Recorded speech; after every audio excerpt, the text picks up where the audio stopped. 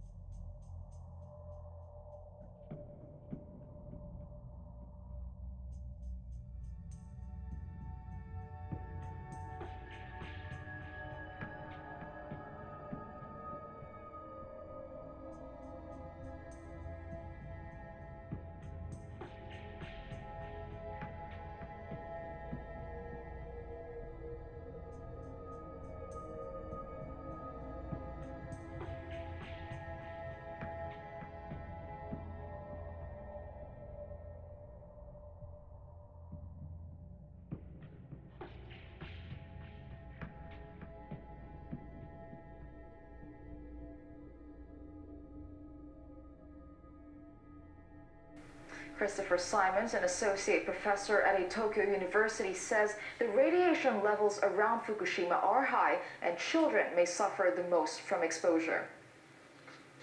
People are being advised to stay in their homes, not drink water, turn off their air conditioners.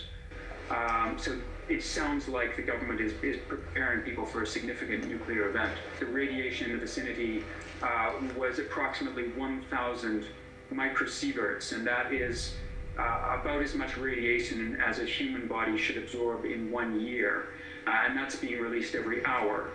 So it seems like the radiation levels in the vicinity of the reactor are quite high. The biological effects will depend on a number of factors. Of course, the sievert is a measure of biological impact rather than just nuclear energy. So, for example, if you are a larger person, you have a larger body mass absorbing that same amount of radiation.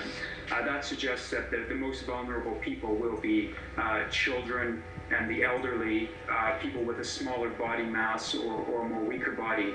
I believe that measure of 1,000 microsieverts was quite close to the reactor. So obviously the main concern is for emergency workers, firefighters and military in the area.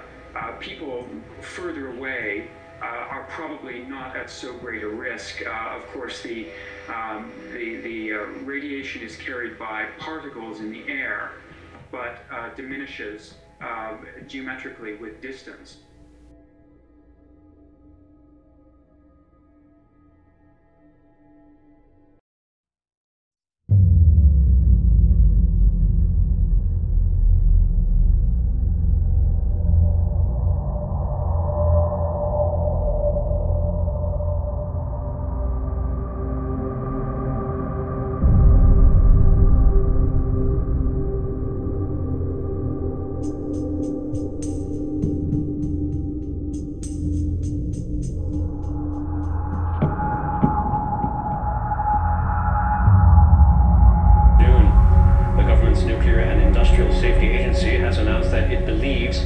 Japan's first ever meltdown has occurred at the Fukushima #1 nuclear plant.